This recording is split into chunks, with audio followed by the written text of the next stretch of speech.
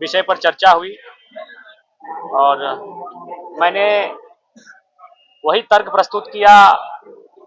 सरकार ने हालांकि दावे, बहुत मजबूत दावे किया है, राशि भी बहुत बड़ी है, लेकिन आप भी जानते हैं पूरे झारखंड प्रदेश में 4,402 पंचायत लगभग है। एक भी पंचायत हमारा ऐसा नहीं है जो पूर्ण रूपेण कृषि पर निर्भर करता हो।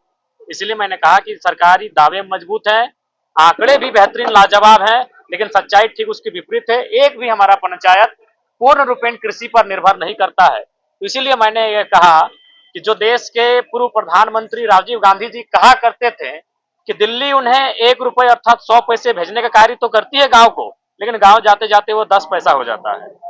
तो निसंदेह आज अगर इस राज्य के किसानों की हालात क्या है वो आपसे छुपा नहीं है।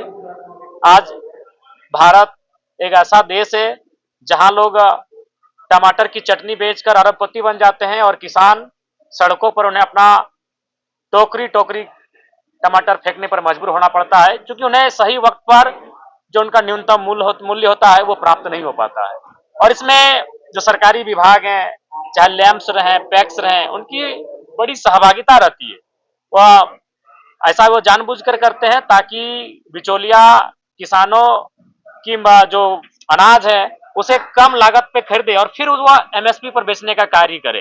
तो निसंदेह सरकार को कृषि के सब्जेक्ट पर गंभीर होने की आवश्यकता है, क्योंकि राज्य आज प्रवासी, बेरोजगार, पलायन जैसी समस्या से जूझ रहा है और इन सारी समस्याओं का निदान 25% कृषि में छुपा हुआ है। अगर वो कृषि को उन्नत कर पाती है तो राज्य की 25% आबादी को उन्नत कर लेगी।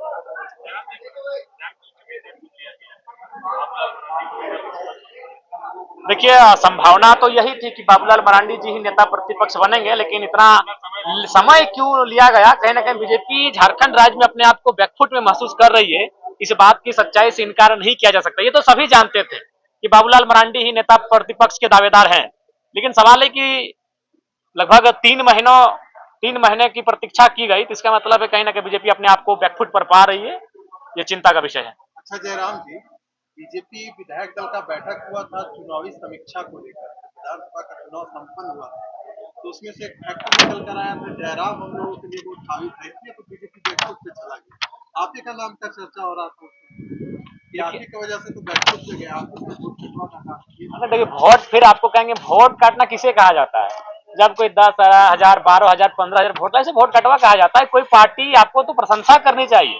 भारत के लोकतंत्र में, भारत के 70 साल की आजादी के इतिहास में शायद पहला होगा फर्स्ट पीढ़ी का जनरेशन। मैं ये हो सकता है 30-35 साल के बहुत सारे नेता आए होंगे, चाहे वो रामविलास पासवान जी के पुत्र हो, मुलायम सिंह यादव के पुत्र हो या लालू यादव के पुत्र हो, लेकिन ध्यान रखिएगा वो सेकंड जनरेशन के थे। मैं पहला जनरेशन से आया हूं और मात्र 2 महीने में हम 7% वोट लेकर आए हैं। ये प्रशंसनीय है। इस राज्य में, देश की राजनीति में प्रशंसनीय है। इसलिए हम लोग वोट कटवा के उद्देश्य से नहीं आए, हम लोग तो अपने आप को स्थापित करने आए हैं, एक नई विचारधारा का सृजन करने आए हैं।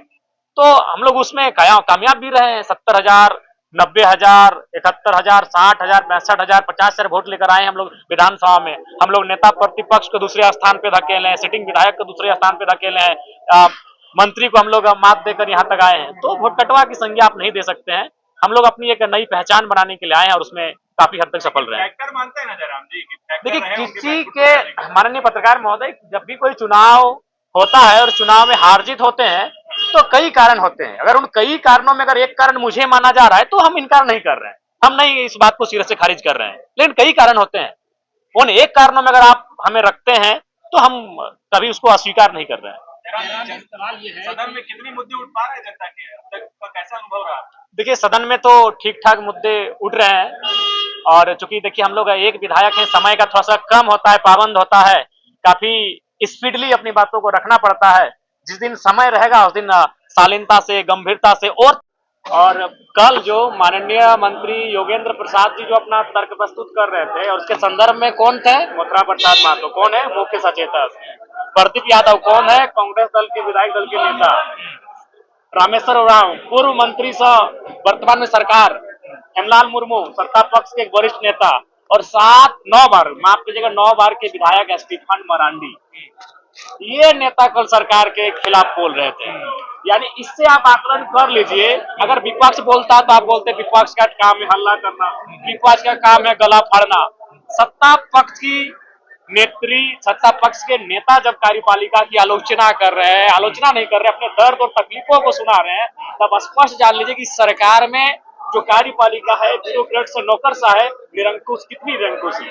और मैंने कल भी कहा था, बजट कितना भी सुंदर और बेहतरीन क्यों ना प्रस्तुत हो, अगर कार्यपालिका अगर अनुपालन नहीं करेगी अपने कार्य का, तो कोई बजट धरातल पर नहीं पहुंच पाएगा। तो कहीं ना कहीं ये खेदजनक है, दुखद है। सरकार को संज्ञान में लेते हुए ब्यूरोक्रेट्स को टाइट करने की आवश्यकता है। नेता प्रतिपक्ष को लेकर के चर्चा है कि आज विधायक दल की बैठक की जो है जी, आज सुनने में आया कि केंद्र से बहुत बड़े मंत्री भी आ रहे हैं, बड़े बड़े नेता आ रहे हैं, और शायद आज नेता प्रतिपक्ष तय किया जाएगा। धन्यवाद।